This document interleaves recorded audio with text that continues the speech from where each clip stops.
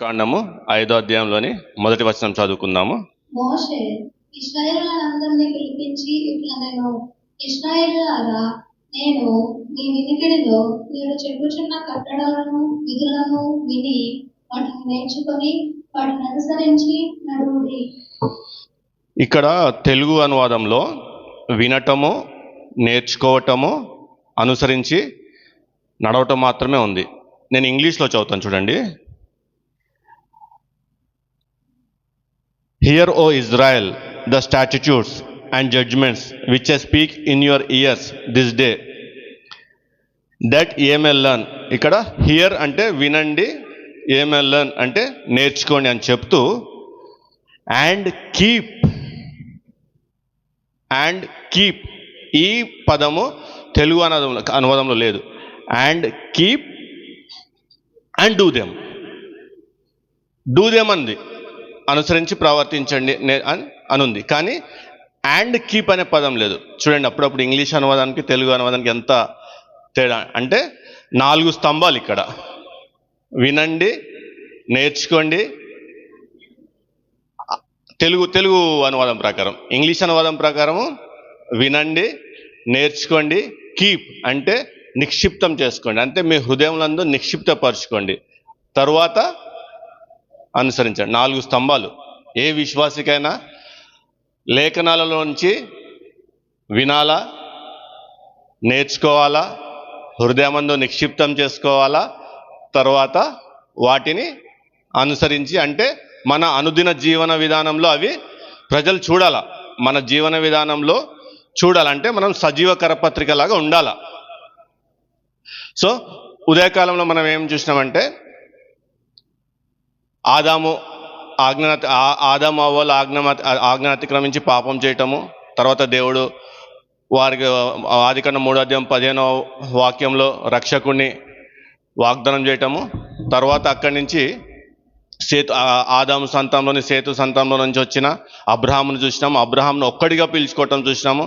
ఆ ఒక్కడిగా పిలుచుకున్న అబ్రహాముకి వాగ్దానం ఇస్తూ నీ సంతానము వలన సమస్త లోకానికి ఆశీర్వాదము కలుగునట్లుగా నీకు సంతానం ఇస్తానని వాగ్దానం చేయటం చూసినాము. అదే అబ్రహామునకు నీ సంతానము, ఇక్కడ ఒక్క సంతానము, ఇంకొక దాంట్లో నీ సంతానం ఐగుప్తులోకి బానిసత్వంలోకి వెళ్ళటం, మళ్ళీ అక్కడి నుంచి నేను ఒక జనాంగంలో తీసుకొస్తాను వాగ్దానం చేయటము. ఆ వాగ్దానం ప్రకారము మోషను ఎన్నుకోవటము, మోషే ద్వారా ఒక్కడిగా ఎన్నుకున్న అబ్రహాంని ఒక కుటుంబంగా ఐగుప్తులోనికి పంపించి ఒక కుటుంబం నుంచి 12 జాతుల ఒక పెద్ద జనాంగముగా ఆశీర్వదించి మోషే ద్వారా బయటికి నడిపించడం చూస్తున్నాము. మోషే ద్వారా బయటికి నడిపించిన ఆ జనాంగము అవిశ్వాసులై దేవుని యందు నమ్మకం ఉంచక 40 సంవత్సరంలో అరణ్యంలోనే తిరుగులాడుచు ఆ తరం అంతరించిపోయిన తర్వాత తిరిగి తరువాతి తరానికి మోషే మరల ధర్మశాస్త్రాన్ని లేదా ఆ చట్టంను మరలా జ్ఞాపకం చేస్తూ హియర్ ఓ ఇజ్రాయెల్, వినండి దీనిని, నేర్చుకోండి దీనిని, నిక్షిప్తపరచుకోండి హృదయమందు, వాటిని బట్టి నడుచుకోండి అని చెప్తూ చేస్తున్న ప్రసంగంలో, అంటే ఒక తరం అవిశ్వాసులై దేవుని యందు నమ్మకం లేక ఒక తరం అంతరించిపోయింది 40 సంవత్సరాల్లో. తరువాత తరానికి మరలా మోషే చెప్తున్నాడు. అటు తర్వాత మనం యెహోషువ గ్రంథంలో మళ్ళీ యెహోషువ ఈ జనాంగానికి వార్నింగ్ ఇవ్వటము, దేవుని ఆజ్ఞల ప్రకారం నడుచుకొని చెప్పడం చూస్తాం. మరలా న్యాయాధిపతులు వచ్చేసరికి ఈ తరం కూడా అంతరించిపోయి మరలా దేవుని తెలియని ఇంకొక తరం చూస్తున్నాము. మరలా తరంకి న్యాయాధిపతులను ఏర్పాటు చేసి, ప్రవక్తలను ఏర్పాటు చేసి, ఆ తరంలో నుండి వచ్చిన సౌలుని ఒక రాజుగా చేసి, ఆ తరంలోంచి వచ్చిన దావీదును ఒక రాజుగా చేసి, దావీదు యొక్క కుమారుడు ద్వారా ఒక మందిరం నిర్మింపజేసి, ఆ మందిరమందు తన మహిమను నింపి వారి మధ్యలో తన నివాసం ఏర్పాటు చేసుకోవటము, మరలా రాజులు ఆ రాజ్యము యూదా రాజ్యంగా ఇజ్రాయెల్ రాజ్యంగా విడిపోవటము, ఆ రాజులందరూ తప్పు మీద తప్పు చేస్తూ మరలా ఆ మహిమ ఆ మందిరం విడిపోవటము, వీళ్ళు చెరసాలకు వెళ్ళటము, మళ్ళా ప్రవక్తల ద్వారా వీరికి నిరీక్షణక ఆధారంగా వాగ్దానాలు చేయబడ్డము, ఆ వాగ్దానములు చేయబడ్డ ప్రకారము యేసు ప్రభు రావటము వారి మధ్యకి, అతన్ని ఈ మతస్థులు అంటే మతమౌఢ్యం నెత్తికెక్కి అప్పటికే దేవుణ్ణి ఆజ్ఞల ప్రకారం కాకుండా వీళ్ళు సొంతంగా ఒక మతం కట్టుకొని ఆ మతానికి వ్యతిరేకంగా యేసు ప్రభు యొక్క బోధనలు అని చెప్పేసి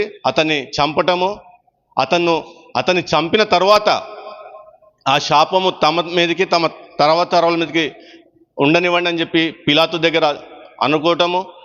తర్వాత అపోస్తులు మరలా చెప్తున్నారు సువార్తల ద్వారా, ఇదిగో మీకు ఒక రాజు వస్తాడని చెప్పేసి జకర్యా గ్రంథంలో చెప్పబడిన ప్రకారము మీకు రాజు వచ్చాడు అని మత్తయి సువార్త 1వ అధ్యాయము 1వ వచనంలో అబ్రహాము సంతానం నుండి దావీదు సంతానం నుండి వచ్చిన యేసు ప్రభు అంటే ఒక రాజుగా చూపించడము. తర్వాత లూకా సువార్తకు వచ్చేసరికి,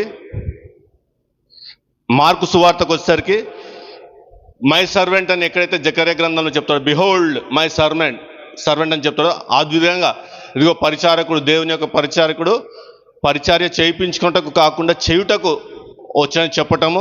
మళ్ళీ తర్వాత లూకా సువార్తలో ది మ్యాన్ అని జకర్యా గ్రంథంలో బిహోల్డ్ ది మ్యాన్ అంటే ఒక మనుష్యుడు మీ కొరకు దేవుడు ఏర్పాటు చేస్తానని చెప్పిన విధంగా మనుష్య కుమారుని చూపించటము. తర్వాత బిహోల్డ్ యువర్ గాడ్ అని యెషయా గ్రంథంలో చెప్పినట్టు యోహాను సువార్తలో ఇదిగో మీ దేవుడు అంటే మీకు వాగ్దానం చేయబడిన రాజు, మీకు వాగ్దానం చేయబడిన సేవకుడు, మీకు వాగ్దానం చేయబడిన మనుష్యుడు, మీకు వాగ్దానం చేయబడిన దేవుణ్ణి మీరు సిలువ మీద మరణానికి అప్పగించినారని చెప్తూ, తర్వాత అపోస్తుల కార్యంలో 7వ అధ్యాయంలో స్టెఫెన్ని, ఆత్మపూర్ణుడైన స్టెఫెన్ని రాళ్లతో కొట్టి చంపటం చూస్తున్నాం. అక్కడ స్టెఫెన్ చూస్తున్న దర్శనంలో తండ్రి సింహాసనాసనుడంగా తండ్రి కునిపార్శ్వమందు నిల్చొని ఉన్న యేసు ప్రభుని చూస్తున్నాం. కానీ అదే అపోస్తుల కార్యంలో 2వ అధ్యాయము 3వ అధ్యాయంలో మనము ఎవరిని చూస్తున్నాము? తండ్రి కుడిపార్శ్వమందు ఆసీనుడైన యేసు ప్రభుని చూస్తున్నాము.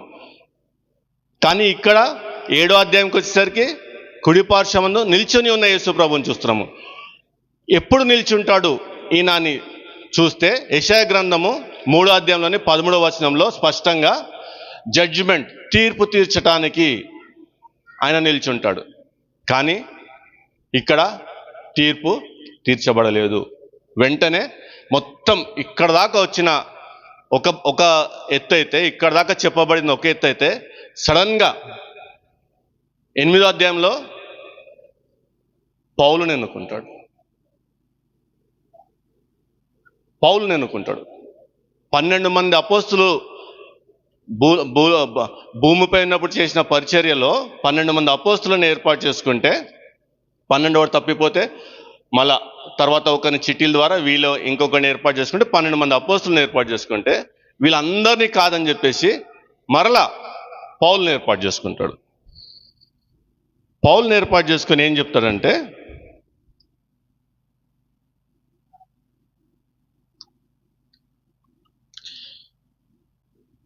ఆయన ఎఫెసీ పత్రికలకు రాస్తూ 2వ అధ్యాయము 11 నుంచి 12 వచనాలు చూడండి. కాబట్టి మునుపు శరీర విషయములో అన్యజనులై ఉండి శరీరమందు చేతితో చేయబడిన సున్నతి గలవారు అనబడిన వారి చేత సున్నతి లేని వారు అనబడిన మీరు, సున్నతి గలవారు అనబడిన వారి చేత సున్నతి లేని వారు అనబడిన మీరు. ఇప్పటిదాకా మనము ఇజ్రాయెల్ జనాంగం చుట్టూ చూసినాము. ఇక్కడ పౌలు వచ్చేసి ఎఫెసీ పత్రికలు సడన్గా అన్యజనుల గురించి మాట్లాడుతున్నారు. ఎక్కడన్నా ఈ ప్రవక్తలు కానీ, ఈ అపోస్తులు కానీ, ఈ 12 మంది అపోస్తులు, పౌలు కంటే ముందు ఉన్న అపోస్తులు కానీ ఎక్కడ కానీ పర్టికులర్గా ప్రత్యేకించి అన్యజనాంగం గురించి మాట్లాడడం చూసామా? అన్యజనాంగంలోకి వచ్చే శిక్ష గురించి చెప్పారు. అన్యజనాంగంలో శాపనార్థాలు పెట్టడం చూసాము, అన్యజనాంగంలో దూషించడం చూసాము, అన్యజనాంగంలను వెలివేయటం చూసాము. అన్యులని ఎప్పుడు అవుతారు? వీరుండి వారిని వెలివేసినప్పుడే కదా అన్యులయ్యేది. అబ్రహాము ద్వారా ఏమని చెప్పినాడు దేవుడు?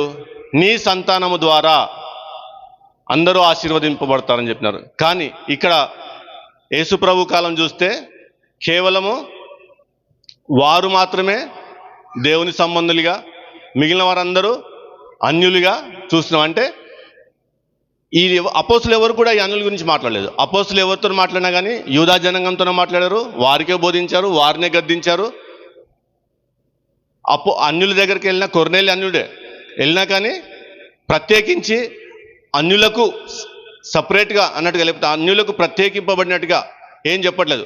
వాళ్ళకి ఏదైతే యేసుప్రభు నుంచి అందిందో ఆ సువార్తనే వాళ్ళకి చెప్పడం చూస్తున్నాం. కానీ ఇక్కడ ఎఫెసీ పత్రికకు వచ్చేసరికి పౌలు స్పష్టంగా విభజన మాట్లాడుతున్నాడు. శరీర విషయంలో అన్యజనులై ఉండి శరీరమందు చేతితో చేయబడిన సున్నతి గల వారు అనబడిన వారి చేత సున్నతి లేరనబడిన వారు, అంటే వారి చేత అవమానాలు పొందిన వారం మనం. అంటే మతం నెత్తికెక్కి వారి ద్వారా అన్యజనాంగం కూడా వారు ఆశీర్వాదకరంగా ఉండాల. యూదా మతస్థులు అన్యజనాంగమును కూడా వారు ఆశీర్వాదం, వీరి ద్వారా అన్యజనాంగము దేవుని తెలుసుకోవాలా, ఆశీర్వదింపబడాలా. అప్పటి వరకు ఉన్న నియమం అది. కానీ ఎప్పుడైతే స్టెఫన్ని, ఆత్మపూర్ణుడైన స్టెఫన్ని రాళ్ళు వేసి చంపినారో అక్కడితో దేవుడు నిల్చుంటాడు శిక్షించడానికి. కానీ శిక్షించక నెక్స్ట్ అధ్యాయంకి వచ్చేసరికి పౌలుని ఎన్నుకుంటాడు. ఈ ఎన్నుకోబడిన పౌలు ఏం మాట్లాడుతున్నాడు అనేది ఇక్కడ చూస్తున్నాం. నెక్స్ట్ 12వ వచనం. ఆ కాలమందు ఇశ్రాయేలుతో సహపౌరులు కాక పరదేశులను వాగ్దాన నిబంధనలు లేని పరజనులను నిరీక్షణ లేని వారును లోకమందు దేవుడు లేని వారనై ఉండి. చూడండి, ఎవరైతే రక్షకుడో ఆ రక్షకుడికే మనము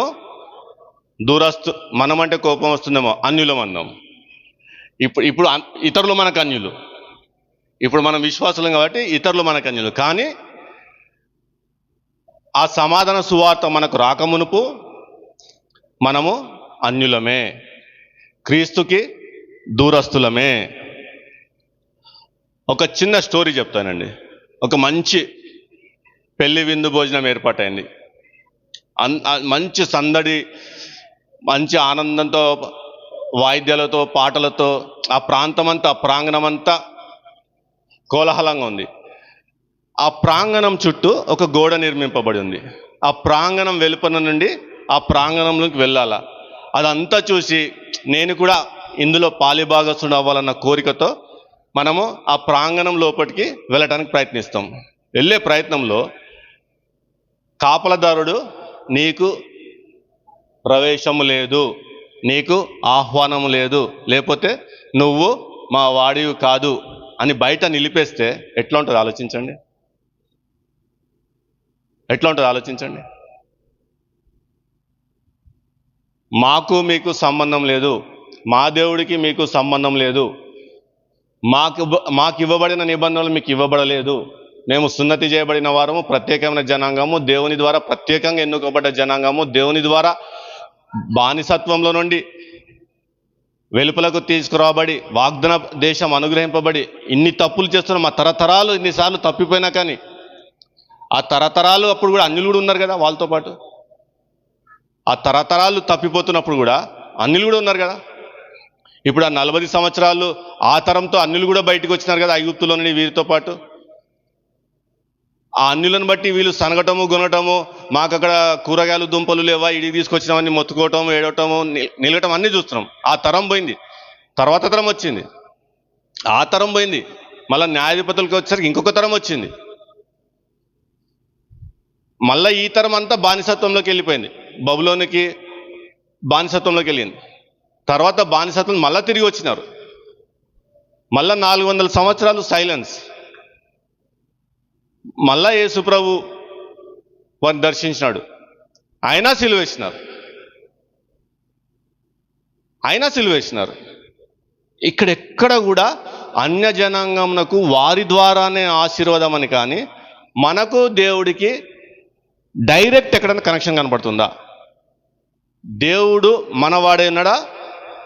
ఇజ్రాయెల్ యూదా జనాంగం వాడే ఉన్నాడా? దేవుడు వారి ద్వారా మనకు ఆశీర్వాదం అనుగ్రహిస్తున్నాడా? లేకపోతే మనకు మీకు నాకు అని చెప్పేసి మనతో ప్రత్యేకమైన ఏమైనా రిలేషన్షిప్ పెట్టుకుంటున్నాడా? లేదు. పౌలు కూడా స్పష్టంగా చెప్తున్నాడు, మీరు అన్యజనులై ఉండి అని స్టార్ట్ చేస్తున్నాడు. ఈ అన్యజనులు ఎవరు అనేది ఒకసారి చూద్దాం. అన్యజనులు అంటే ఇప్పుడు చెప్పబడినట్టు పరదేశులు, వాగ్దాన నిబంధన లేనివారు, సున్నతి లేనివారు, క్రీస్తుకి దూరస్తులు, పరజనులు అని. కానీ ఈ అన్యజనులు ఏ విధంగా వీరిని బైబిల్లో చిత్రీకరించినారు, ఏ విధంగా వీరిని బైబిల్లో చూపించినారని చూద్దాం. మొట్టమొదటగా ఆదికాండంలోకి వెళ్తే అక్కడ 10వ అధ్యాయంలో 8 నుంచి 12 వచనాలు చూస్తే, నిమ్రోద్ అనే ఒక మైటీ హంటర్ దేవుని ఎదుట నిమ్రోదులు కనెను. అతడు భూమి మీద పరాక్రమశాలి ఉండుటకు ఆరంభించెను. అతడు యెహోవా ఎదుట పరాక్రమము గల వేటగాడు.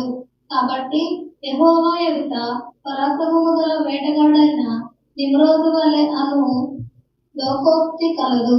షినారు దేశంలోని బాబేలు, ఎరేకు, అక్కదు, కల్నే అను పట్టణములు అతని రాజ్యములకు మొదలు. చూడండి, ఇక్కడ మనము ఒక వ్యక్తి దేవుని ఎదుట పరాక్రమమైన వేటగాడు అనే ఒక వ్యక్తిని చూస్తున్నాము. నిమ్రోద్ అనే వ్యక్తిని చూస్తున్నాము. అతడు నిమ్రోదు. అతడు బాబేలు, ఎరేకు, అక్కాదు, కల్నా అనే షీనారు పట్టణంలో కాకుండా అక్కడ ఒక రాజుగా కూడా చూస్తున్నాం ఇతన్ని. అవునా కదా? ఇతను ఏం చేస్తున్నాడంటే, ఇప్పుడు ఈ వచన భాగాన్ని బట్టి అతడు ఒక రాజు, అతడు బలమైన వాడు, అతడు ఒక అధికారి, లేకపోతే ఒక నాయకుడు, ఒక పరాక్రమమైన వేటగాడు, దేవుని ఎదుట ఒక పరాక్రమవంతుడిగా చూస్తున్నాం. ఇతడు ఏం చేస్తున్నాడంటే, ఆ జనాలందరినీ ఒక దగ్గర తీసుకొచ్చి బాబేలు పట్టణంలో ఏం చేస్తున్నాడు? 11వ అధ్యాయం 4వ వచనం చూడండి. 11వ అధ్యాయం, ఆదికాండము 11వ అధ్యాయము 4వ వచనం. మరియు వారు, మనము భూమి అందంతటా చెదరిపోకుండా ఒక పట్టణమును, ఆకాశమునంటు శిఖరము గల ఒక గోపురమును కట్టుకొని పేరు సంపాదించుకొనుము రండని మాట్లాడుకొనగా. మొట్టమొదటగా దేవుని ఆజ్ఞకు వ్యతిరేకమైన ఒక నియమం తీసుకొస్తున్నాడు. దేవుని ఆజ్ఞ ఏంటి? ఆదికాండము ఆదాముకి ఇచ్చిన ఆజ్ఞ ఏంటి? నోవాహుకి ఇచ్చిన ఆజ్ఞ ఏంటి? మీరు విస్తరించి భూమి అంతటా ఫలించుడి. అంటే ఆదికాండంలో 9వ అధ్యాయంలో 1వ వచనంలోను, ఆదికాండము 1వ అధ్యాయం 28వ వచనంలోను ఆదాముకు నోవాహు ఒక రీతి నియమం ఏంటంటే, మీరు విస్తరించండి, భూమి అంతటా విస్తరించండి ప్లస్ ఫలించండి. దానికి వ్యతిరేకంగా ఈ నిమ్రోద్ అనేవాడు ఏం చేస్తున్నాడంటే, మనము చెదిరిపోకుండా ఉండునట్లు ఒక బాబేలు గోపురంను కట్టి ఆకాశానికి బాబేలు గోపురాన్ని కట్టి ఎందుకు కడుతున్నాడు? పేరు ఎవరికి ఆ పేరు? నిమ్రోద్. అంటే స్వార్థపూరితమైన ఒక ఆలోచనతోని దేవునికి వ్యతిరేకమైన ఒక నియమం తీసుకొస్తూ, దేవుని కట్టడలకు వ్యతిరేకమైన ఒక కట్టడ తీసుకొస్తూ ఏమని చెప్తాడు? let us make a name for ourselves, let's we be dispersed over the face of the whole earth. అంటే మనము భూమి అంతటా విస్తరించకుండా ఒక్క దగ్గర ఉండి ఈ గోపురం కట్టుకొని, ఈ గోపురం ఎందుకు? తప్పిపోకుండా, ఎటుపోయినా కానీ ఆ గోపురం చూసుకొని మళ్ళీ అక్కడికి వచ్చేయాల, విస్తరించకుండా భూమి అంతటా. మరలా వీరికి పేరు కలుగుటకై, అంటే అన్యుడైన నిమ్రోదు, అన్యులు ఎవరో తెలవాలి కదా మనకు, అందుకే అన్యుడైన నిమ్రోదు దేవుని కట్టడములకు వ్యతిరేకంగా, దేవుని నియమాలకు వ్యతిరేకంగా తనకు నామం సంపాదించడం, లేదా తన పేరుకు కీర్తి సంపాదించటకై తన ఆలోచన చొప్పున తన చిత్తం నెరవేర్చడం చూస్తున్నాం ఇక్కడ. అదేవిధంగా ఆదికాండం తర్వాత నిర్గమకాండంలోకి వస్తాం. నిర్గమకాండంలో ఇంకొక అన్యుణ్ణి చూస్తాం. ఎవరు? మోషే ఎవరితో పోరాటం చేసినాడు? ఎవరు? ఫరో రాజు. ఫరో రాజు ఏమంటే, యెహోవా ఎవడు ఆయన చెప్తే నేనెందుకు వినాలా అంటాడా? అంటాడు కదా. 5వ అధ్యాయము 2వ వచనము, నిర్గమకాండము 5వ అధ్యాయము 2వ వచనము. ఫరో, నేను అతని మాట విని ఇశ్రాయేలును పోనిచ్చుటకు యెహోవా ఎవడు? యెహోవా ఎవడు అంటే యెహోవా తెలియని అన్యుడు లేదా అన్యజనాంగము, ఆ ఐగుప్తు ప్రాంతం అంట కదా. డైరెక్ట్ ఏమన్నాడు? యెహోవా ఎవడు అంటే అంత అహంకారపూరితమైన ప్రశ్న. ఎందుకు అంటే ఐగుప్తులో ఫరో రాజు అనేవాడు వాడే దేవునికి ప్రజలకు మధ్యవర్తి, వాడే ఒక డివైన్ బీయింగ్. వాడు దేవుని అంటే భూమి మీద దేవుని స్వరూపంగా ఉండి పరిపాలన చేయువాడిగా వాళ్ళ నమ్మకం, ఆ కల్చర్ అది. ఫరో అంటే సూర్యుని పుత్రుడనో, రా అంటే సూర్యదేవుడు కదా, సూర్యదేవుని యొక్క వంశం అని. ఆ సూర్యదేవుని వంశం ఇంకొకటి ఉంటుంది మన దగ్గరకు వస్తే, ఆ వంశాల జోలికి పోకండి. ఇది ఐగుప్తులోనే ఉన్నాం ప్రస్తుతానికి, మనం ఐగుప్తులోనే ఉన్నాము. వాడు ఏంటంటే నేను దేవుడికి ప్రజలకు మధ్యవర్తిని, నాకు తెలియని యెహోవా ఎవడు? ఆ యెహోవా గురించి మోషే నా దగ్గరకు వచ్చి మాట్లాడటం ఎట్లా, నేను ఆ మోషే మాటలు వినటం ఎట్లా అని యెహోవా ఎవడు అంటాడు. అంటే అన్యులు అనేవాళ్ళు తిరుగుబాటుదారులుగా చూస్తున్నాం. అంటే దేవునికి వ్యతిరేకులు, దేవుని ఆజ్ఞను మీరిన వాళ్ళు దేవుని తిరుగుబాటుదారులుగా చూస్తున్నాం. ఇటువంటి వారిని గురించి వాళ్ళు ఎటువంటి ప్రార్థన చేశారంటే కీర్తన గ్రంథము 147వ అధ్యాయంలో 19-20 వచనాలు చూద్దాం. ఈ దేవుని సంబంధులు ఇటువంటి అన్యుల గురించి ఏ విధంగా ప్రార్థన చేసినారో కూడా చూద్దాం మనం. ఆయన తన వాక్యము యాకోబునకు తెలియజేసెను, తన కట్టడలను తన న్యాయవిధులను ఇశ్రాయేలునకు తెలియజేసెను. ఏ జనమునకు ఆయన ఎలాగూ చేసి ఉండలేదు, ఆయన న్యాయ విధులు వారికి తెలియకే ఉన్నవి. యెహోవాను స్తుతించుడి. ఈ అన్యులు యెహోవాను గుర్తించకపోవటానికి కారణం ఏంటంటే ఆయన వాక్యము కేవలము యాకోబునకే, ఆయన కట్టడలను న్యాయ విధులను ఇజ్రాయెల్ జనాంగమును మాత్రమే, ఏ జనమునకును ఆయన ఇలాగూ చేసి ఉండలేదు. ఇప్పుడు తప్పు ఉందా ఇలా ఏమన్నా? ఇప్పుడు దేవుడు వీళ్ళతో మాట్లాడలేదు, వీళ్ళని దర్శించలేదు, వీళ్ళకు ఆయన న్యాయ విధులు ఇవ్వలేదు, ఆయన కట్టడలు ఇవ్వలేదు, ఆయన వాక్యం ఇవ్వలేదు. కానీ ఇజ్రాయెల్ జనాంగం మాత్రము అన్ని ఇస్తూ వచ్చినాడు. నెక్స్ట్ చూద్దాము. కీర్తన గ్రంథము 2వ అధ్యాయము 1-3 వచనాలు. అన్యజనులు ఎలా అల్లరి రేపుచున్నారు, జనములు ఎలా వ్యర్థమైన దానిని తలంచుచున్నది. మనము వారి కట్లు పెంపుదము రండి, వారి పాశములను మన యొద్ద నుండి పారవేయదము రండి అని చెప్పుకొనొచ్చు. భూరాజులు యెహోవాకును ఆయన అభిషిక్తునికి విరోధముగా నిలవబడుచున్నారు, ఏలికలు ఏకీభవించి ఆలోచన చేయించినారు. అంటే ఈ దేవునిచే ఎన్నుకోబడ్డ జనాంగం యొక్క ఆలోచన ఏ విధంగా ఉందంటే అన్యుల గురించి ఈ విధంగా ఉంది. అన్యజనులు ఏలా రేపుచున్నారు, జనములు ఏలా వ్యర్థమైన దాన్ని తలంచుచున్నవి. మనము వారి కట్లు తెంపుదము రండి, వారి పాశములను మన యొద్ద నుండి పారవేయుదము రండి అని చెప్పుకొనుచు భూరాజులు యెహోవాకును ఆయన అభిషిక్తునికి విరోధంగా నిలబడుచున్నారు. అంటే ఈ అన్యజనులు ఏ విధంగా ఉన్నారంటే యెహోవాకును ఆయన అభిషిక్తుని కూడా వ్యతిరేకంగా నిలబడటం కాదు, ఆయనకు వ్యతిరేకంగా కూడుకొని కార్యం కూడా చేస్తున్నారు. చేసినారా లేదా? నెబుకద్నెజర్ని చూద్దాం ఇప్పుడు. నెబుకద్నెజర్ ఎవరు?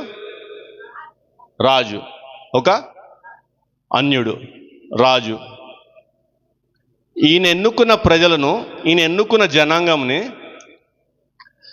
ఈయన ఎంతగా ప్రేమించినాడో అదే జనాంగము తప్పు చేసినప్పుడు, ఆయన కట్టడలను మీరినప్పుడు అంతే విధంగా శిక్షించినాడు కూడా.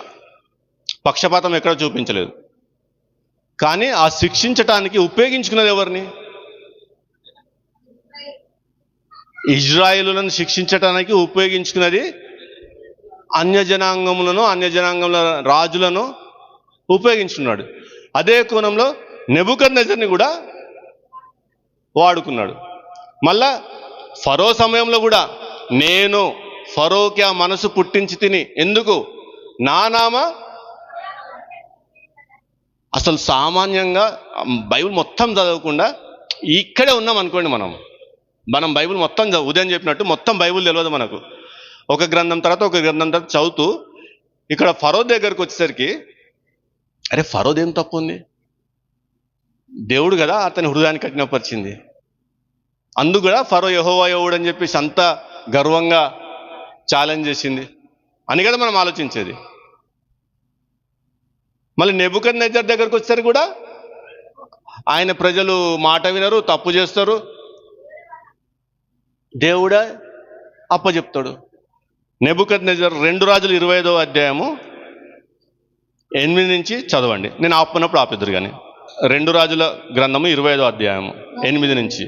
బబులోను రాజైన నెబుకద్నెజరు ఏలుబడిలో 19వ సంవత్సరమందు 5వ నెల 7వ దినమున రాజదేహ సంరక్షకులకు అధిపతియు బబులోను రాజు సేవకుడునగు నెబూజరదాసు యెరూషలేమునకు వచ్చి యెహోవా మందిరమును, రాజనగరును, యెరూషలేమునందున్న ఇండ్లన్నిటిని, గొప్పవారి ఇండ్లన్నిటిని అగ్ని చేత కాల్పించెను. మరియు రాజదేహ సంరక్షకుల అధిపతి యొద్దనున్న కల్దీయుల సైనికులందరూ యెరూషలేము చుట్టూనున్న ప్రాకారములను పడగొట్టిరి. పట్టణమందు మిగిలి ఉండిన వారిని, బబులోను రాజు పక్షము చేరిన వారిని, సామాన్య జనులలో శేషించిన వారిని రాజదేహ సంరక్షకుల అధిపతి అయిన నెబూజరదాసు చెరగొనిపోయిన గాని వ్యవసాయదారులను, ద్రాక్ష తోట వారును ఉండవలెనని. ఆపాను. నెబుకద్నెజర్ ఇంగ్లీష్లో స్పష్టంగా నాకు ఆ తెలుగులో కొద్దిగా ఇది కానీ నెబుకద్నెజర్. ఇక్కడ నెబుకద్నెజర్ ద్వారా ఇజ్రాయెల్ జనాంగమును చెరలోకి పట్టుకుపోవటమే కాకుండా మందిరము పాడు చేయబడుతుంది, ఆ పట్టణము పాడు చేయబడుతుంది. ఇదే నెబుకద్నెజరు ఆ మందిరంలో ఉన్న పరిశుద్ధమైన దేవుని యొక్క సేవ కొరకు ప్రతిష్ఠింపబడిన అన్నీ కూడా దొంగలించి తీసుకుపోవడం చూస్తున్నాం. అవునా? దేవుడు అనుమతిస్తేనే జరిగింది. ఇది జరిగింది కదా దేవుడు అనుమతిస్తేనే. ఎందుకంటే ఆ ప్రతిష్ఠితమైన వస్తువులు ముట్టడానికి కూడా అర్హత కావాలా. ఎవరికి ఉంది అర్హత? ఆ మందిరంలోని ప్రతిష్ఠితమైన వస్తువులు ముట్టడానికి అర్హత ఎవరికి ఉంది? యాజకులు. అంటే జనరల్గా లేవీలు యాజకత్వానికి అర్హులు కాబట్టి లేవీలో కూడా లేవి ఉంది. దావీదు లాంటి దేవుని అనుసారం, అంటే దేవుని హృదయానుసారుడైన దావీదు యెహోవా మందసమును తీసుకురావటానికి వెళ్ళినప్పుడు ఉజ్జాను ఇంకొకతను ఎడ్ల బండి మీద తీసుకొస్తుంటే ఎడ్లు ఇట్లా సకిలించినప్పుడు ఆ బండి అటు ఇటు కుదుపుకు మందసం పడిపోతుందేమో అన్న భయంతోను ఉజ్జా మందసం పట్టుకున్నందుకు ఉజ్జాని అక్కడికక్కడ ఆన్ ది స్పాట్ దావీదు కంగు తింటాడు. అంటే ఆయన జనాంగము ఆయన నియమాలకు వ్యతిరేకంగా చేసేటప్పుడు ఎంత దారుణంగా శిక్షిస్తున్నాడో, అదే అన్యులు వచ్చి ఆయన జనాంగంకి ఆయన చిత్తానుసారంగా శిక్ష వేస్తూ వారిని చెరబట్టుకుపోయేటప్పుడు ఆయన మందిరమందు ప్రతిష్ఠించబడిన ప్రతి వస్తువును దొంగిలించుకుపోతుంటే మాత్రం ఏం చేయలేదు. గమనిస్తున్నారా? సో ఈ నెబుకద్నెజర్ అనే అతను ఎటువంటి భయం లేకుండా ఆ మందిరాన్ని దోచిపోవటం చూస్తున్నాం. అలాగే ఈ అన్యులు అనేవాళ్ళు దానియేలు గ్రంథము 3వ అధ్యాయంలోని 1 నుంచి 6వ వచనం చదివితే ఇక్కడ నెబుకద్నెజరు దానియేలు చెప్పిన ఆ దర్శనం యొక్క వివరణ అంతా విన్నాడు. విని అది హృదయంలో తీసుకోలేదు, నెత్తికెక్కించుకొని అంత పెద్ద విగ్రహం కట్టేసినాడు, దానికి మొక్కండి అన్నాడు. దానియేలు స్పష్టంగా చెప్తాడు, దేవుని యొక్క ఆ ఆలోచన చొప్పున వివరిస్తాడు. ఆ విగ్రహం ఏంటి, నీ రాజ్యం ఎక్కడి వరకు, నీ తర్వాత ఎవరు వస్తారు, రాజ్యం తర్వాత ఎవరు వస్తారు అని స్పష్టంగా వివరిస్తాడు. అంతే. ఆ వివరించినప్పుడు దానియేలుని పొగుతాడు, దానియేలు దేవుడిని మెచ్చుకుంటూ అన్నీ చేస్తాడు. మళ్ళా తీరా చూస్తే ఉంటుంది, అంత పెద్ద విగ్రహం కట్టి అందరినీ మొక్కండి అంటాడు. యెషయా గ్రంథము 44వ అధ్యాయంలో 9 నుంచి చదవండి, నేను ఆపనప్పుడు ఆపుదురు కానీ. యెషయా గ్రంథము 44వ అధ్యాయంలో 9 నుంచి. విగ్రహములు నిర్మించు వారందరూ మాయ వంటి వారు, వారికి ఇష్టమైన విగ్రహములు నిష్ప్రయోజనములు, తామే అందుకు సాక్షులు. ఆపేద్దు. ఈ జనాంగం ఏం చూస్తున్నాము? ఈ అన్న జనాంగంలో విగ్రహములు తయారు చేసుకునే జనాంగంగా చూస్తున్నాము. అంటే దేవుడు ఏదైతే చెప్పినాడో దానికి వ్యతిరేకంగా విగ్రహాలు తయారు చేసుకోవటం చూసుకుంటున్నాం. తర్వాత యెరెమీయా గ్రంథంలో 10వ అధ్యాయంలో 2వ వచనం చూస్తే చదవండి. యెహోవా సెలవిచ్చినదేమనగా, అన్యజనుల ఆచారములను అభ్యసించబడి ఆకాశమందు అగపడు చిహ్నములకు జనములు భయపడును. అయితే మీరు వాటికి భయపడకుడి. జనముల ఆచారములు వ్యర్థములు. జనముల ఆచారములు వ్యర్థములు. జనముల ఆచారములు వ్యర్థములు అని చెప్తూ వీరిని ఒక ఉదాహరణగా చూపిస్తున్నాడు. వారు చేసినట్టు మీరు చేయకండి. ఇక్కడ మనము అన్యులను ఎట్లా చూస్తున్నాము? తిరుగుబాటుదారులుగా, దేవుని ఆజ్ఞలను అతిక్రమించిన వారిగా, దేవుని యొక్క మందిరమునే నాశనం చేసిన వారిగా, దేవుని స్థానంలో విగ్రహములను తయారు చేసి ఆ విగ్రహాలకు మొక్కేవారిగా చూస్తున్నాము. ఇలాంటి వారిని మీరు ఫాలో కావద్దు, ఇలాంటి వారిని మీరు వెంబడించకూడదు. ఇలాంటి వారి వలన ఎటువంటి హోప్ లేదు, అంటే నిరీక్షణ లేని వారిగా చెప్పటము చూస్తున్నాము. ఇప్పుడు ఒక క్లారిటీ వచ్చింది అనుకుంటా, అన్య జనాంగంలో బైబుల్ ఏ విధంగా ఉన్నారనేది వచ్చిందా లేదా?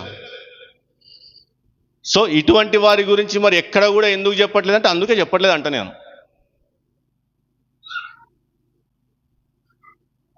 కానీ వీళ్ళని దేవుడు మర్చిపోలేదు. వీళ్ళని దేవుడే స్వయంగా వీరి కోసము వచ్చినాడు. అదే ఎఫెసీ పత్రికలో 2వ అధ్యాయంలో 17వ వచనం చూడండి. మరియు మీ విశ్వాస యాగములను. ఎఫెసీ పత్రిక 2వ అధ్యాయము 17వ వచనము. మరియు ఆయన వచ్చి దూరస్తులైన. మరియు ఎవరు వచ్చినారు? ఎవరి ఆయన? యేసు ప్రభు. ఆయన వచ్చి దూరస్తులైన మీకును సమీపస్తులైన వారికిని. దూరస్తులైన మీకును అంటే అన్యులకును, సమీపస్తులైన ఇజ్రాయేలుకును సమాధాన సువార్తను ప్రకటించెను. ఏం ప్రకటించినాడు? ఇక్కడికి వచ్చేసరికి, చివరికి వచ్చేసరికి ఏ జనాంగంనైతే ప్రత్యేకంగా ఎన్నుకొని, ఏ జనాంగంనైతే ప్రత్యేకంగా తన వాక్యం అనుగురించి, ఏ జనాంగంనైతే ప్రత్యేకంగా తన వాగ్దానాలు ఇచ్చి, ఏ జనాంగంనైతే ప్రత్యేకంగా తన కట్టడలను బయలుపరిచి, ఏ జనాంగం నుంచి అయితే లోక రక్షకుని ఏర్పాటు చేసుకున్నాడో ఆ జనాంగము, ఏ జనాంగం అయితే ఆది నుండి దేవునికి వ్యతిరేకమైన కార్యాలు చేస్తూ, ఏ జనాంగం అయితే ఆది నుంచి దేవుని ఆజ్ఞలకు వ్యతిరేకమైన ఆజ్ఞలను ప్రజలపై రుద్దుతూ, ఏ జనాంగం అయితే దేవునికి వ్యతిరేకంగా తమకు తోచిన విగ్రహాలను చేసుకుంటూ దేవుని స్థానంలో విగ్రహాలను పెట్టుకొని, ఏ జనాంగం అయితే యెహోవా ఎవడు అని పలికిన చివరికి వచ్చేసరికి ఇద్దరు ఎలా ఉన్నారు? ఇద్దరి కోసం రావాల్సి వచ్చింది. ఇద్దరి కోసం ఏం తీసుకుని వచ్చినాడు? సమాధాన సువార్త తీసుకొచ్చినాడు. కానీ ఇజ్రాయేల్ జనాంగము అంగీకరించలేదు. ఇజ్రాయేల్ జనాంగం అంగీకరించపోగా ఏ సమాధాన సువార్తనైతే మోసుకొని వచ్చినాడో ఆ వ్యక్తిని సిలువకు అప్పగించినాడు. ఆ వ్యక్తిని సిలువకు అప్పగించడమే కాకుండా అతని తర్వాత ఎవరికైతే తన పరిచర్యను అప్పగించినాడో ఆ 12 మంది అపోస్తులకు చెప్తాడు కదా మత్తయి సువార్తలో, వెళ్ళి టీచ్ ద నేషన్స్ అని 28వ అధ్యాయమేనా మత్తయి సువార్త చివరి వచనం. ఒకసారి చదవండి అది. మత్తయి సువార్త చివరి అధ్యాయంలో చివరి వచనం. నేను మీకు ఏ సంగతులను ఆజ్ఞాపించుదునో వాటినన్నిటినీ కైకొనవలెనని వారికి బోధించుడి.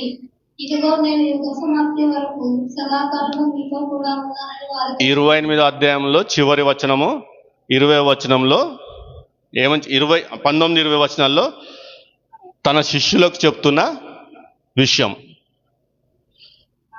మీకు తోడై ఉంటాను, మీరు వెళ్ళి బోధించండి అని చెప్పేసి. ఇక్కడ ఇంగ్లీష్లో చాలా చక్కగా ఉంటుంది. Go ye therefore and teach all nations. తెలుగులో ఏమనుంది?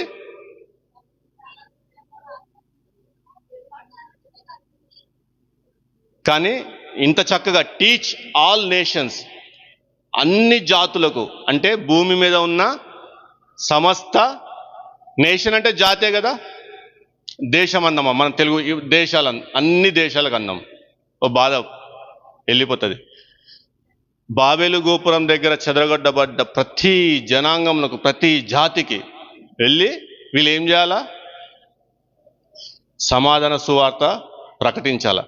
కానీ ఇక్కడ ఈ ఆయన ఆజ్ఞను అందుకొని సమాధాన సువార్త ప్రకటిస్తూ ఆ యెరూషలేం పట్టణంలో నుండి, ఒరే బాబు మీరు మోషే చెప్పింది వినక, మోషే చెప్పింది నేర్చుకొనక, మోషే చెప్పింది మీ హృదయంలో నిక్షిప్తం చేసుకొనక, మోషే చెప్పింది మీరు పాటించక, సిలువకు అప్పగించిన వ్యక్తే దేవుడు అనుగ్రహిస్తా అని చెప్పిన రాజు, దేవుడు పంపిస్తానని చెప్పిన మనుష్య కుమారుడు, దేవుడు పంపిస్తానని చెప్పిన పరిచారకుడు, దేవుడు పంపిస్తానని చెప్పిన దేవుడు అని చెప్పి సువార్తలు రాస్తూ పత్రికలు రాస్తూ చెప్తున్నా కానీ వీళ్ళు వినకుండా ఆ విధంగా చెప్తున్న స్టెఫెనుని రాళ్లతో కూడా చంపేస్తారు.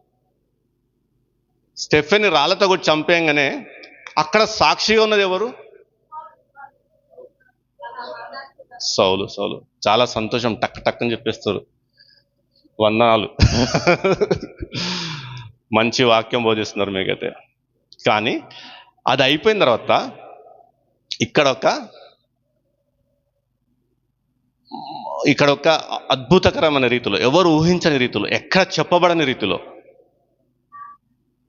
పౌలు ఎందుకు బయలుదేరుతాడు చెప్పండి? పౌలు ఏం తీసుకుంటాడు, ఏమని చెప్పి బయలుదేరుతాడు? అక్కడ దమస్కుకు ప్రయాణించే ముందు ఇది అయిపోయిన తర్వాత పౌలుకు ఉత్సాహం వస్తుంది. ఎందుకంటే మతం నెత్తికెక్కింది పౌలుకు కూడా. సౌలు తర్వాత పౌలు, ఆ యూదా మతం నెత్తికెక్కించుకున్న సౌలు ఏమని తీర్మానం చేసుకుని బయలుదేరుతాడు చూడండి. అపోస్తుల కార్యములు 9వ అధ్యాయము 1వ వచనం చదవండి.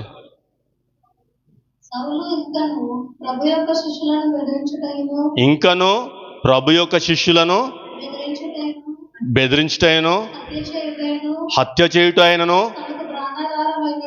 తనకు ప్రాణాధారమైనట్లు. మతం నెత్తికెక్కితే ఇట్లనే ఉంటుంది పరిస్థితి. తనకు ప్రాణాధారమైనట్లు ఏది? సంపుడు. దేవుని స్వరూపమందు చేయబడ్డ మనుషులను చంపకూడదు, చంపితే నేను లెక్కడుగుతా. ఆ విధంగానే మీరు కూడా చంపబడతారు, చంపొద్దు.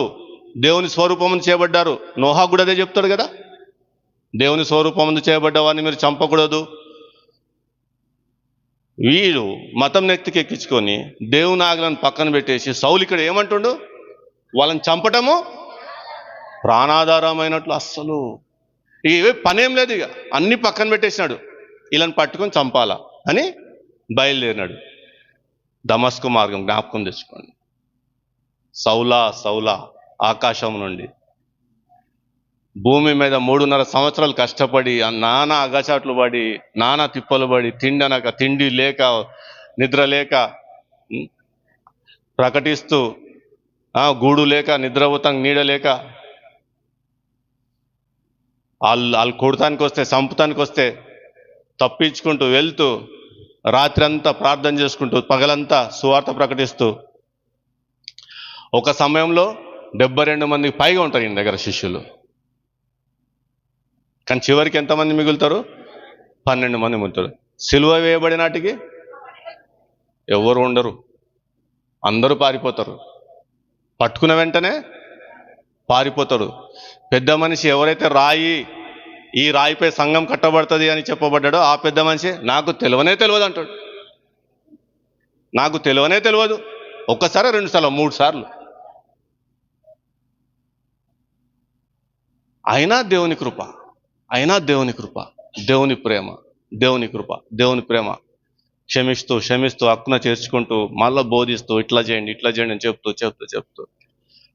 ఇక్కడికి వచ్చేసరికి సౌలు దగ్గరికి వస్తాడు. ఇప్పుడు చదవండి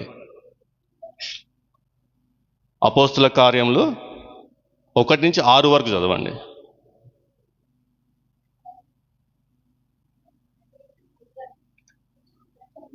9, 1 నుంచి 6 వరకు.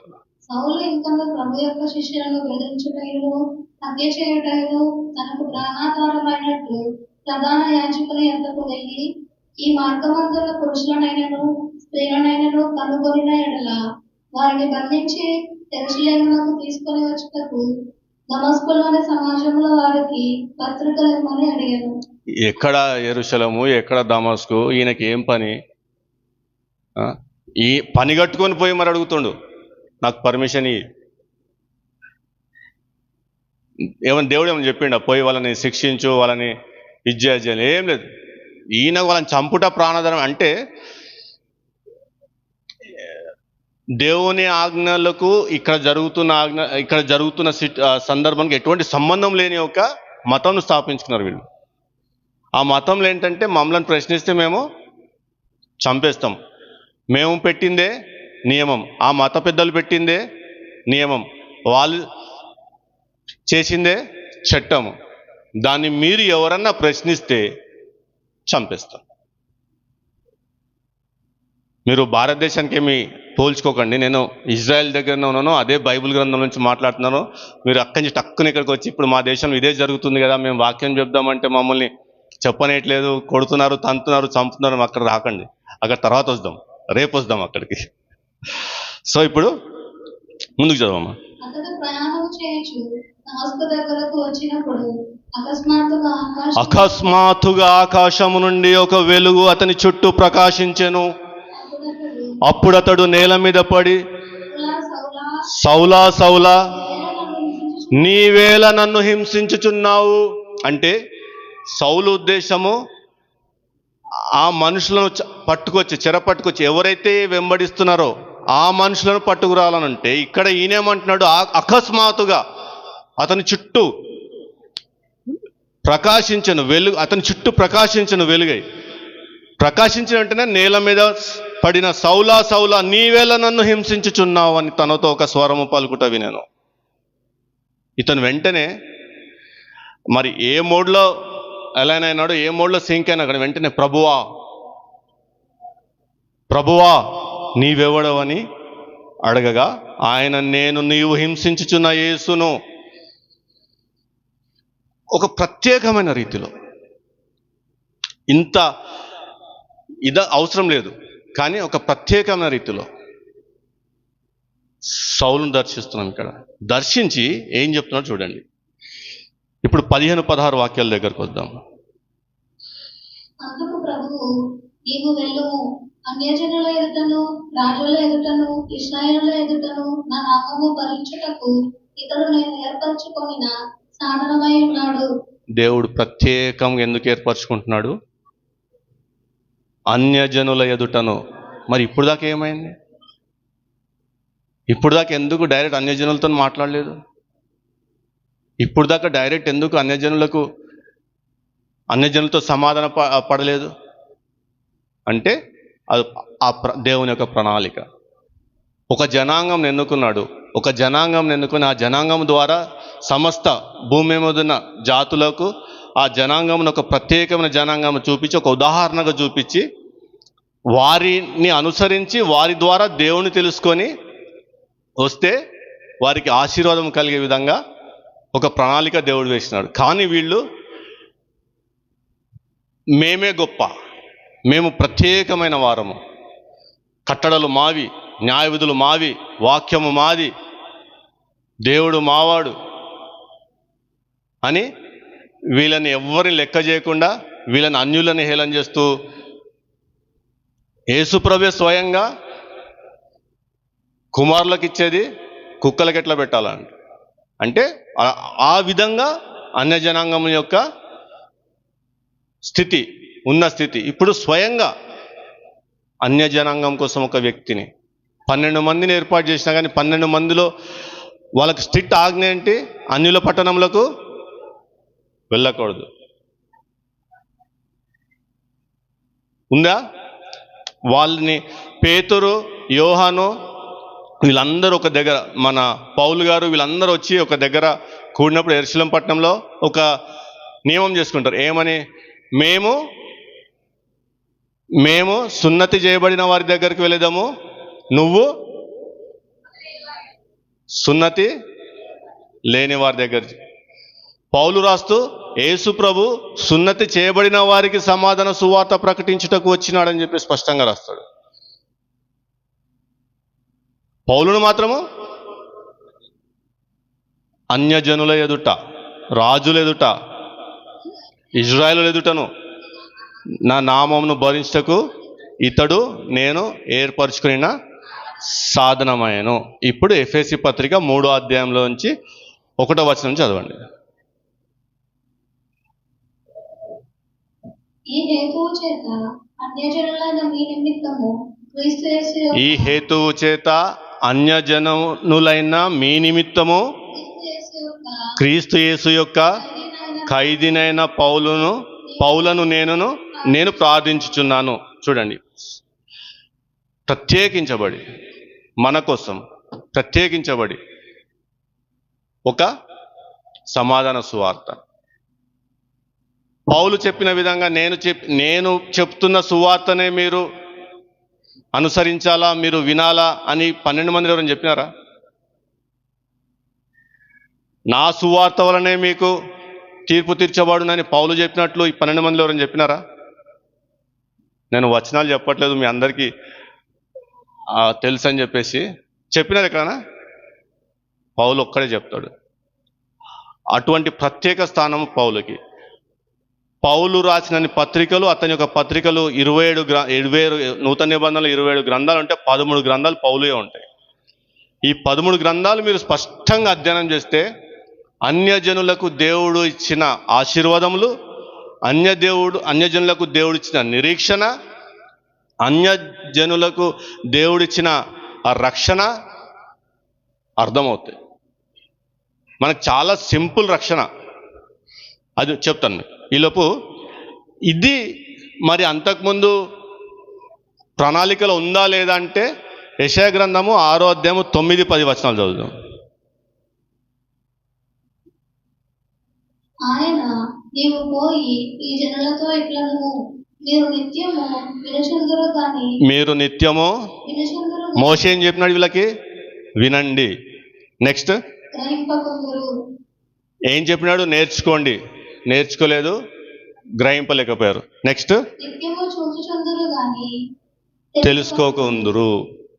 మోషే ఏవైతే చెప్పినాడో వాటికి వ్యతిరేకంగా ఇక్కడ జరిగింది కదా. ఏదైతే హెచ్చరిక చేసినాడో ఆ హెచ్చరికకు అనుకూలంగానే వీళ్ళు అట్లా తయారైనారు కదా. తర్వాత వారు కన్నులతో చూచి, చెవులతో విని, హృదయంతో గ్రహించి, మనసు మార్చుకొని స్వస్థత పొందకపోవునట్లు ఈ జనుల హృదయము త్రొవ చేసి వారి చెవుల మందపరిచి వారి కన్నులు మూయించుమని చెప్పాను.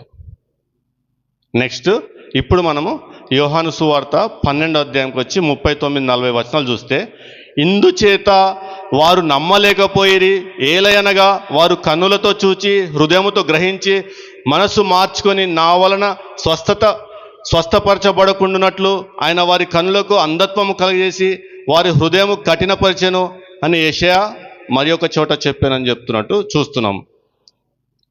అన్యజనులను, అన్యరాజులను వారి హృదయాలను కఠినపరిచింది వారికి, అది కూడా దేవుడే. ఇక్కడ ఎన్నుకోబడ్డ జనాంగాన్ని కూడా ఎక్కడన్నా పక్షపాతం కనబడుతుందా?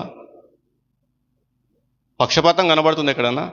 యాజ్ ఇట్ ఈస్గా జరుగుతుంది కదా. వాళ్ళకి ఏ విధంగా జరిగిందో వీళ్ళకి అదే విధంగా జరుగుతూ వస్తుంది కదా. ఇప్పుడు రోమీలకు రాసిన 9వ అధ్యాయంలోని 24-25 వచనాలు చదువుదాము. అన్యజనములలో నుండి ఆయన పిలిచిన మన ఎడల తన మహిమైశ్వర్యం కనపర్చిన వలెననియు లేననియున్ననేమి, ఆ ప్రకారము నా ప్రజలు కాని వారికి నా ప్రజలనియు, ప్రియురాలు కాని దానికి ప్రియురాలను పేరు పెట్టుదును. ఏమంటున్నాడు ఇక్కడ? మనము దేవుని ప్రజలము కాము, ఇప్పుడు ఆయన ప్రజలము. మహిమైశ్వర్యము కనపరచవలెనని ఉన్ననేమి. ఇంతకుముందు ఇవన్నీ ఎవరికి కనపరిచినాడు? ఇజ్రాయెల్ జనాంగం. ఇప్పుడు మనకు ప్రియురాలు కాని దానికి ప్రియురాలని పేరు పెట్టబడను. ఇప్పుడు దాకా కాదు మనం, ఇప్పుడు ఇది. ఇప్పుడు అపోస్తుల కార్యము 28 అధ్యాయంలో 26 నుండి 29 వచనాలు చదవండి. నేను మరలా ఎందుకు చెప్తున్నా అంటే, మోషే చెప్పింది వీళ్ళు వినకపోవటం వల్ల తిరిగి ఇవన్నీ మనకు జరుగుతున్నప్పుడు కూడా అపోస్తులు పదే అదే గుర్తు చేస్తున్నారు. మీరు ఇది చేయలేదు, మీరు ఇది చేయలేదు, మీరు ఇది చేయలేదు. అందుకే ఇన్ని వచనాలు ఎత్తి చూపిస్తున్నాం మీకు. అపోస్తుల కార్యంలో 28వ అధ్యాయము 26 నుండి 29 వచనాలు. మీరు వినుట మట్టుకు విందురు గాని గ్రహింపరు, చూచుట మట్టుకు చూతురు గాని కానరని ఈ ప్రజల యొద్దకు వెళ్ళి చెప్పుము. ఈ ప్రజలు కనులారా చూచి చెవులారా విని మనసారా గ్రహించి నా వైపు తిరిగి నా వలన స్వస్థత పొందుకుంటున్నట్లు వారి హృదయము క్రొవ్వి ఉన్నది. వారు చెవులతో మందముగాను విని కన్నులు మూసుకొని ఉన్నారు అని పరిశుద్ధాత్మ యెషయా ప్రవక్త ద్వారా మీ పితరులతో చెప్పిన మాట సరియే. కాబట్టి దేవుని వలనైన ఈ రక్షణ అన్యజనుల యొద్దకు పంపబడి ఉన్నదని మీరు తెలుసుకొందురుగాక అని దాని యందు విందురు. అపోస్తుల కార్యంలో 9వ అధ్యాయంలో 15-16 వచనాలు చూసినప్పుడు ఇజ్రాయేలు ఎదుటను అని చెప్పేసి పౌలుని ఎన్నుకునేటప్పుడు చెప్పబడుతుంది. ఇక్కడ అపోస్తుల కార్యంలో 28 అధ్యాయంకి వచ్చేసరికి 26 నుండి 29 వచనాలు చూస్తే పౌలే స్వయంగా ఏమంటున్నాడు? మీరు మారరిగా యెషయా చెప్పినాడు, యోహాను చెప్పినాడు, పౌలు కూడా చివరికి చెప్తున్నాడు. కాబట్టి దేవుని వలనైన ఈ రక్షణ అన్యజనుల యొద్దకు పంపబడి ఉన్నదని మీరు తెలుసుకొందురుగాక. ఇక చివరికి ఏమంటున్నాడంటే, మరి కనీసం ఇదన్నా తెలుసుకుంటారు తర్వాత మీరు. మీ వలన మీరు యాక్చువల్గా వాళ్ళు రక్షింపబడాలా, మోషే చెప్పిన విధంగా వాళ్ళు నడుచుకోవాలా, అన్యజనులు వారిని అనుసరిస్తూ వారి ద్వారా దేవుని తెలుసుకొని రక్షణ పొందాలా. అర్థమవుతుందా? అర్థం కాకపోతే ఒక గ్రంథం పేరు చెప్తా, మీరు అర్థం చేసుకోండి. రూతు గ్రంథం. రూతు ఎవరు? కేవలం అన్యురాలే కాదు, ఆమెకు ఒక జాతి ఉంది. ఆ జాతి పేరు చెప్పండి. ఆ జాతికి ఉన్న శాపం చెప్పండి. ఎన్ని తరాల వరకు వీళ్ళు దేవుని సంఘంలోకి రాకూడదు? మోయాబు సంతానం లేకపోతే ఆ జాతి ఎన్ని తరాల వరకు? మీకు హోంవర్క్ అయితే రాత్రికి పోయి ఇంటికి పోయి చదివి తెలుసుకొని రేపు నాకు చెప్పాలా. రూతు మొట్టమొదటి తరము. అన్ని తరాలు ఆ టైం పీరియడ్ అయిపోయినాక తిరిగి దేవుని జనాంగం యొద్దకు, దేవుని యొద్దకు వస్తున్న మొట్టమొదటి తరము. ఎట్లొచ్చింది? నవోమిని హత్తుకున్నందున. నవోమి చెప్తుంది, ఓర్ఫాన్ని పిలిచి 2 కొడలను పిలుస్తుంది. అత్త కొడలు మంచిగా ముచ్చట్లు పెట్టుకుంటా స్టార్ట్ అవుతారు. నిజమే కదా? అచ్చా, ఇప్పుడు ఇక్కడి నుంచి బెత్లెహేం పట్నం రొట్టెలు దొరుకు స్థలం వీడి ఇక్కడ ఏదో స్పెషల్గా దొరుకుతుందని వచ్చి మొత్తము కోల్పోయి, పేరు కూడా నా పేరు మారా అని చెప్పేసి మార్చుకొని తిరిగి అక్కడ దేవుడు దర్శించినాడు, ఆహారం దొరుకుతుందని మళ్ళీ తిరిగి అక్కడే ఉండి దేవుని అందు విశ్వాసం ఉంచి నిరీక్షణలో ఉండకుండా అది వేరే స్టోరీ. అది వేరే. ఇది ఇక్కడ తిరుగు ప్రయాణంలో మళ్ళా అంటుంది కోడలతోని, నేను ఇప్పుడు పిల్లల్ని కనలేను, నేను పిల్లల్ని కన్నా వాళ్ళు పెద్దయి మిమ్మల్ని పెళ్లి చేసినారు, అది కుదరని పని. దయచేసి మీరు మీ జనాంగం దగ్గర పోయి మీ దేవుళ్ళని అనుసరించుకొని మీ కుటుంబాలను కట్టుకోమని చెప్పేసి కుటుంబస్తుల దగ్గరికి వెళ్ళిపోమంటే ఈ ఓర్ఫమ్మ ఆలోచిస్తుంది, అవును కదా కరెక్ట్, దొరికింది సందు, జంప్. కానీ రూతు, నీ దేవుడే నా దేవుడు, నీ జనాంగమే నా జనాంగం. ఆశీర్వదించినా లేదా? ఎవరు వచ్చినారు రూతు సంతానంలో నుంచి? వంశావళిలో రూతుకి దక్కిందా లేదా? అట్లా గుర్తుపెట్టుకోండి. అన్య జనాంగంకి ఆశీర్వాదం అంటే ఎంత ఇదిగా ఉంటుందో అటువంటి ఆశీర్వాదం మనం ఇంకా చూడబోతున్నాం. ఎఫెసీ గ్రంథంలోని ఆ 2వ అధ్యాయంలో 13వ వచనం చూడండి.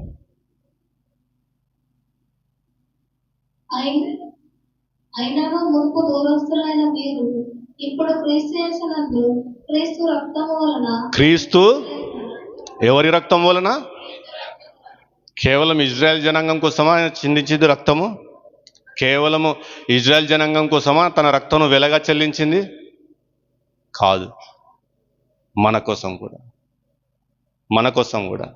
నేను చెప్పినా కదా మార్నింగ్ మీకు చెప్పేటప్పుడు నాకు ఒక ప్రశ్న ఉండిపోయింది, ఎందుకు ఇంతగానం వీళ్ళ వెనకాల వాళ్ళు వద్దురా బాబు నువ్వు వద్దు అని చెప్పేసి ఆ తరతరాలు ఈయనని వ్యతిరేకిస్తూ ఈయన ఆజ్ఞలకు అన్నిటికీ వ్యతిరేకంగా చేస్తూ బానిసత్వంలో పోయి తిరిగి వచ్చిన మళ్ళా అదే చేస్తూ మళ్ళా రోమ ప్రభుత్వం కిందకు పోయి మళ్ళా యేసు ప్రభు వచ్చిన ఆయనను శిలోకి అప్పగించి ఆ శాపం కూడా మా మీద మా తరతరాల మీద ఉన్న వాళ్ళ అయినా సరే ఇంకొక సంవత్సరం వాళ్ళ కోసం ఏర్పాటు చేసిందని చెప్తున్నా కదా. ఆ ప్రశ్నకు సమాధానం దొరకలేదని చెప్తున్నా కదా. ఇప్పుడు ఆ ప్రశ్నకు మనకు సమాధానం దొరకాల. అంతే ప్రేమ. ఆ ఆశీర్వాదాల కంటే మేలైన ఆశీర్వాదం అన్న జనాంగంలోకి ఇచ్చినాడు. వాళ్ళ కోసమే కాకుండా మన కోసం కూడా తన రక్తంను చిందించి సమాధానం. అదే కాకుండా 14వ వచనం 15వ వచనం, అదే ఎఫెసీ పత్రిక 2వ అధ్యాయంలోని ఆయన మన సమాధానమై ఉండి మీకును మాకును ఉండిన ద్వేషమును అనగా విధిరూపకమైన ఆజ్ఞలు గల ధర్మశాస్త్రమును తన శరీరమందు కొట్టివేయట చేత మధ్య గోడను పడగొట్టి మన ఉభయులను ఏకము చేసెను. ఇప్పుడు సంధి చేయుచు ఈ ఇద్దరిని తన యందు ఒక నూతన పురుషునిగా సృష్టించి. చూడండి, తన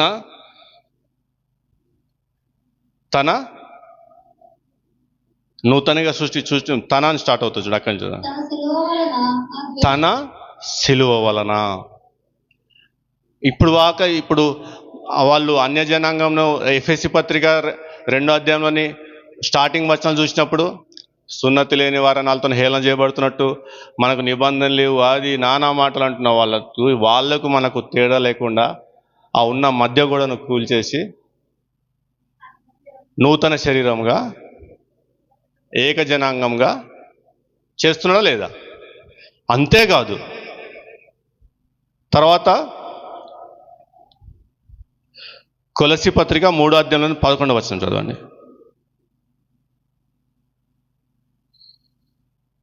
కొలస్సీ పత్రిక 3వ అధ్యాయం. ఇటు వారిలో గ్రీసు దేశస్థుడని యూదుడని భేదము లేదు, సున్నతి పొందుటని గ్రీకు దేశస్థుడని యూదుడని భేదము లేదు, సున్నతి పొందినవాడని సున్నతి పొందలేదని భేదం లేదు, పొందలేని వాడని భేదం లేదు, పరదేశి అని సిదియనుడని దాసుడని స్వతంత్రుడని లేదు గాని క్రీస్తే సర్వమును అందరిలో ఉన్నవాడునై ఉన్నాడు. Christ is all and in all. ఆయనే సమస్తమును, ఆయనే అందరిలోనూ ఉన్నవాడు. ఎంతటి ఆశీర్వాదం! ఎక్కడ ఉన్నాడు క్రీస్తు? నాలో ఉన్నాడు, మీలో ఉన్నాడు. విశ్వసించకపోతే నేనేం చేయలేను, నేనేం బలవంతంలో పెట్టాను. అంత మాత్రమే కాదు, ఎఫెసీ పత్రిక 2వ అధ్యాయంలోని 19వ వచనం చూడండి. మీకు మేలైన ఆశీర్వాదము మేలైన ఆశీర్వాదము మేలైన ఆశీర్వాదం చెప్తూ వస్తున్నా కదా, ఆ మేలైన ఆశీర్వాదం చూద్దాం ఇప్పుడు. కాబట్టి మీరిక మీదట పరజనులను పరదేశులనై ఉండక పరిశుద్ధులతో. ఎవరు ఇంతకుముందు పరిశుద్ధులు? ఎవరైతే తరతరాలు తప్పిపోతూ ఇంకా పరిశుద్ధులే. ఇంకా అంటే ఆ ప్రేమ చూడండి, అబ్రహాముకి ఇచ్చిన వాగ్దానం బట్టి అసలు అక్కడి నుంచి అట్లా ఇంకాను వాళ్ళతో మనల్ని చదవమ్మా. దేవుని ఇంటి వారునై ఉన్నారు. తర్వాత ముందు ముఖ్యమైన మూలరాయి ఉండగా అపోస్తలులను ప్రవక్తలను వేసిన పునాది మీద మీరు కట్టబడి ఉన్నారు. ప్రతి కట్టడమును ఆయనలో చక్కగా అమర్చబడి ప్రభువునందు పరిశుద్ధమైన దేవాలయ మగుటకు కృతి పొందుచున్నది. ఆయనలో మీరు కూడా ఆత్మమూలముగా దేవునికి నివాస స్థలమై ఉండుటకు ఏమైనాము. తర్వాత వారి మధ్యలో దేవుడు ఎక్కడ నివాసం చేసినాడు? ఒక గుడారములో, ఒక మందిరములో. కానీ ఇక్కడికి వచ్చేసరికి ఎవరిలో ఎక్కడ నివాసం చేస్తున్నాడు? ఆత్మమూలంగా. గుర్తుపెట్టుకోండి, ఎంతటి మేలైన ఆశీర్వాదము. అంత మాత్రమే కాదు, తర్వాత 22వ వచనం చూడండి. ఆయనలో మీరు కూడా ఆత్మ మూలముగా దేవునికి నివాస స్థలమై ఉండుటకు కట్టబడుచున్నాం కదా. దేవుని యొక్క ఇంతటి గొప్ప ఆత్మీయ స్థితి ఇజ్రాయెల్ జనాంగం కూడా ఇచ్చినట్టు చూడలేదు నేను. బైబిల్ అంతట్లో కూడా ఇంతటి అంటే స్వయంగా వారి మీదకి ఆత్మ దిగి వచ్చట అన్నీ చూసినాం, కానీ వారిలోన నివాసమైనట అనేది ఈ అన్య జనాంగంలోకి రక్షణ మొదలైనక సౌలుని ఎప్పుడైతే పౌలుగా మార్చి అన్య జనాంగంలో కొరకే సువార్త ప్రకటించి వస్తున్నాడో, ఈ పౌలు సువార్తలో ఇంతటి మేలైన ఆశీర్వాదం, ఇంత మేలైన ఆత్మీయ అనుభవం, ఆయనతోని రికన్సిలేషన్ అంటే సమాధానపరుచుకొని మనకు అనుగ్రహించిన, ఇంకా మీకు అర్థం కావాలంటే కొరింథీయులకు రాసిన 2వ పత్రికలోని 5వ వచనంలోని 5వ అధ్యాయంలోని 19వ వచనం చూద్దాం. ఇక్కడతో ఆపేయచ్చు కదా. అదేమనగా దేవుడు వారి అపరాధములను వారి మీద మోపక క్రీస్తునందు. ఒక్క నిమిషం మళ్ళా చదువు. వారి అపరాధములను వారి మీద మోపక ఎక్కడ క్రీస్తునందు. జాతి మనకు తెలుగులో చదివేటప్పుడు ఏంటంటే సింపుల్గా చదివేస్తాం, కానీ ఆ పదానికి మీకు ఇంగ్లీష్లో చెప్పాలంటే గాడ్ వాజ్ ఇన్ క్రైస్ట్. ఎక్కడున్నాడు దేవుడు? క్రీస్తునందు, లేదా క్రీస్తు లోపట. God was in Christ. చదవమ్మా. లోకమును తనతో సమాధానపరచుకొనుచు ఆ సమాధాన వాక్యమును మాకు అప్పగించెను. లోకమును తనతో సమాధానపరచుకొనుచు ఆ సమాధాన వాక్యమును ఎవరు చెప్తున్నారు? పౌలు చెప్తున్నారు. ఆ మాకులు ఎవరెవరున్నారు అంటే ఆయన సువార్త వల్ల రక్షింపబడింది ఎవరు? ఆయన సువార్త ఎవరికి ప్రకటించినాడు? ఇప్పుడు ఎవరిని కలుపుకొని చెప్తున్నాడు అక్కడ? అందరిని అంటే మాకు. తర్వాత కావున దేవుడు మా ద్వారా వేడుకొనినట్టు మేము క్రీస్తునకు రాయబారులమై దేవునితో సమాధానపడుడని. క్రీస్తునకు రాయబారులమై దేవునితో సమాధానపడుడని క్రీస్తు పక్షముగా మిమ్మల్ని బతిమాలుకొనుచున్నాము. ఎందుకనగా మనం ఆయన యందు దేవుని నీతి అగునట్లు పాపం ఎరుగని ఆయనను మన కోసము పాపముగా చేసెను. ఎవరి కోసము? మన కోసము. వస్తున్నామా? అక్కడ దాకా వచ్చేసినామా? ఆ క్రమంలో మనకు వస్తున్న ఆశీర్వాదాలు అన్నీ చూసుకున్నాం కదా. ఇప్పుడు వాళ్ళకంటే మేలైన ఆశీర్వాదం మనకుందా వాళ్ళకుందా? మనలో ఆయన నివాస స్థలంగా మనల్ని ఎన్నుకున్నాడు. అక్కడ వచ్చేప్పుడు వారి మధ్య నివాస స్థలంగా ఏర్పాటు చేసుకున్న గుడారంలోనూ మందిరంలో వారితో కట్టబడిన మందిరంలో ఉంటున్నట్టు చూస్తాం. కానీ ఇక్కడికి వచ్చేసరికి మనమే ఆయన నివాస స్థలంగా కనబడుతున్నాము. ఇంతటి గొప్ప రక్షణ, ఇంత గొప్ప ఆశీర్వాదము వాళ్లకు లేదు. చివరిగా ఒక వాక్యం చదువుకొని ఈరోజు ముగించుకొని మళ్ళా రేపు చూద్దాము. రక్షణ యూదులకు ఎట్లా వచ్చింది అనేది మన అపోస్తుల కార్యంలో చూస్తే, వాళ్ళు రక్షింపబడ్డా కూడా ఆ విశ్వాసం ప్రకారం మళ్ళీ కార్యములు చేస్తూ అన్నీ జరిగించాల. కానీ మా కొరింథీ పత్రికలో మన రక్షణ గురించి మాట్లాడుతూ మొదటి కొరింథీ పత్రిక 15వ అధ్యాయంలో 1వ వచనం నుంచి చదవండి.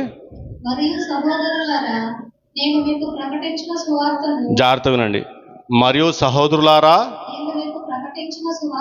నేను మీకు ప్రకటించిన సువార్తను మీకు తెలియపరచుచున్నాను. మీరు దానిని అంగీకరించితిరి, దాని యందే నిలిచి ఉన్నారు. మీ విశ్వాసము వ్యర్థమైనదైతే గాని నేను ఏ ఉపదేశ రూపముగా సువార్త మీకు ప్రకటించి తినో ఆ ఉపదేశమును మీరు గట్టిగా పట్టుకొని ఉన్న ఎడలా ఆ సువార్త వలననే మీరు